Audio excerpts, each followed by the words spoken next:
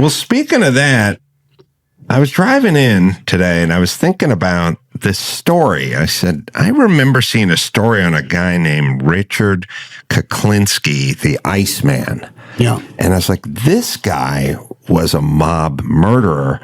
And he says he killed 200 people, over 100 people. They don't really know, but he just killed everyone in every which way you could possibly kill. And then I thought, I think he's a kind of contemporary of yours. I think he was around when you were around. I don't know if you knew him. I looked it up a little. There seemed to be a story at some point between the two of you, but I thought, well, that'd be a good question to ask Sammy. Yeah. First of all, he's a liar. He never killed 200 people. And he really, I don't believe he did any murders for the Mafia. It was put together. He became a witness against me. He told the government that he had killed a cop 21 years prior to meeting me, and we did this together. When they came to me, I got indicted on that case, on his testimony. What year is this? Oh, this is way back. I don't remember the exact year, but it's way back. And I didn't have a clue who he was. I found out later on that there's a guy named Bobby Kuberk. 1980. The officer was killed, I guess. Yeah, so it was 21 years prior to that. All right. That I was arrested. So 1980, 2001, 2000, yes. 2001, I probably got indicted on that murder. And he made this story up. Now, through the entire investigation, and people like Jerry Capizzi was a writer, they found out what the situation was. He was doing time with a guy named Bobby Kuberk, who was a big guy in our family. When I cooperated, I testified against him, and he went to prison. Bobby Kuberk, yeah. When he went to prison with him, the Iceman. Mm-hmm. And he fed him the whole story about the cop. And he wanted him to repeat that he did it with me so that I would be indicted on the case. 1, 2, Bobby Kuberk, could get retried. In other words, that I was lying in his case and I never admitted to the murder and so on and so forth. I see. So they picked that up and they knew what happened, where it came from. Bobby Kuberk was so stupid, he filed for an appeal before the indictment even came out. So how would that happen? Mm-hmm. And it was obvious that he set the whole thing up in play. He knew about the murder, obviously, Bobby Kuberk, and he told the Iceman what to say, what to do. He did it. And that's how we get indicted.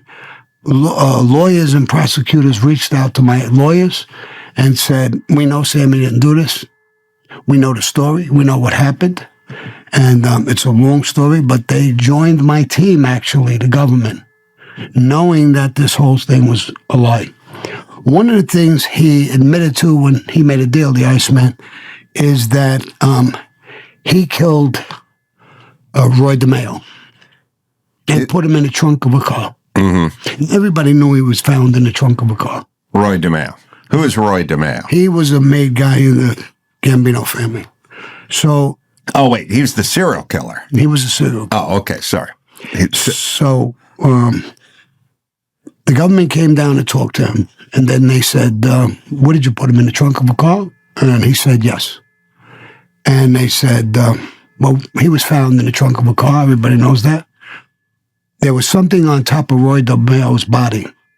And they said, why did you put that on his body? They didn't tell him what it was. He couldn't answer the question. Mm-hmm. He had no idea what was on his body. Now, I'll tell you what was on his body was a chandelier. Chandelier? Yeah. Now, when the guys who killed Roy DeMeo put a car, stolen car, they opened the trunk. There was a chandelier. They took it out. They killed Roy DeMeo, stuck him in the trunk, and threw the chandelier in there. It was no message, or everybody was saying it's a message, it's this, it's that. They just put it back in the car. Right. And it wound up on top of his body. That was never out to the press. Mm-hmm. So nobody knew about that but the people who did it mm-hmm. and the government. Mm-hmm. So he couldn't answer that question. Right. And he never killed Roy DeMeo. Right. We eventually found out The government did, and we knew who killed Roy DeMeo. It wasn't him.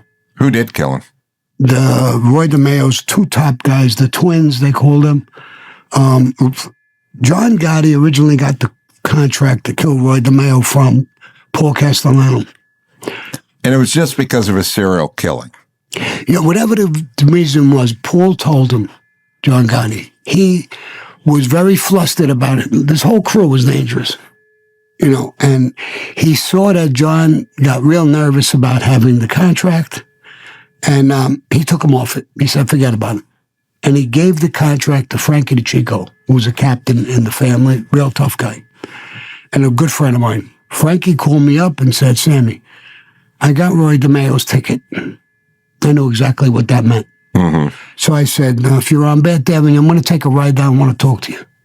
And I did. I went down and I said, Frankie, the whole fucking crew is crazy, Bo. They're all fucking serial killers. How many people in the crew? 10. Mm-hmm. I says, you need my help?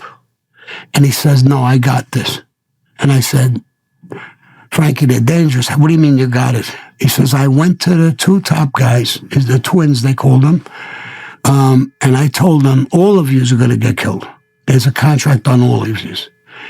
If you kill Roy DeMeo, we'll take the contract off of you two guys, and we'll give you to another family, and you'll live. Those are the guys who killed him and put him in the trunk. Mm-hmm.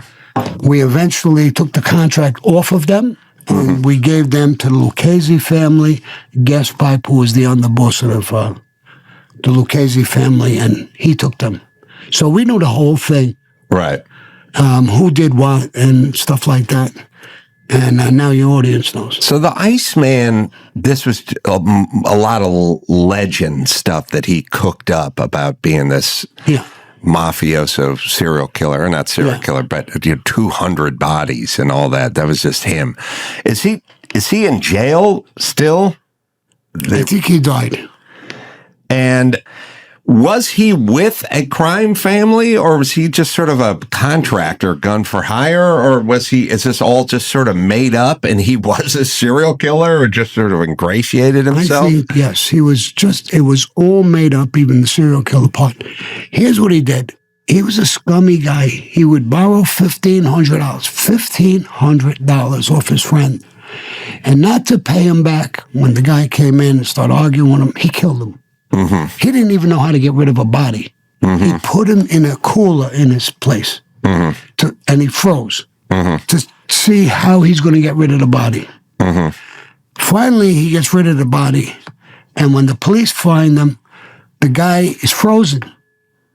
So the cops and the FBI, they look into it. This guy's been dead a while and frozen. Mm-hmm. That's where they called him the Iceman. So he's done a few of those murders. And one time, now I couldn't say yes or no that he went by Roy DeMeo's club. I don't know why he was there. But supposedly I came in, I said hello to Roy. Roy had about 10, 15, 20 people there.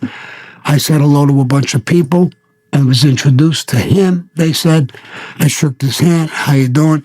That's all I ever knew of him. And first of all, I couldn't tell the government. I said, I don't know if I shook his hand. I met him. I don't remember him at all. I never saw him. So I said I could have. There's 15. Looks like I just came in your office and I shook hands with all kinds of guys. I don't know who they are. Right. Now, if one of them is a serial killer and you want to talk to me 10, 15 years from now, I won't know who you're talking about. Right. You follow? And that's what it was with him. And then when I spoke with the FBI and I was arrested and they were working on the case with me, with my lawyers, actually, not with me, but with my lawyers, they told me, Sam, the guys lied about everything. My lawyers were preparing my case. They had a big chart, just white papers.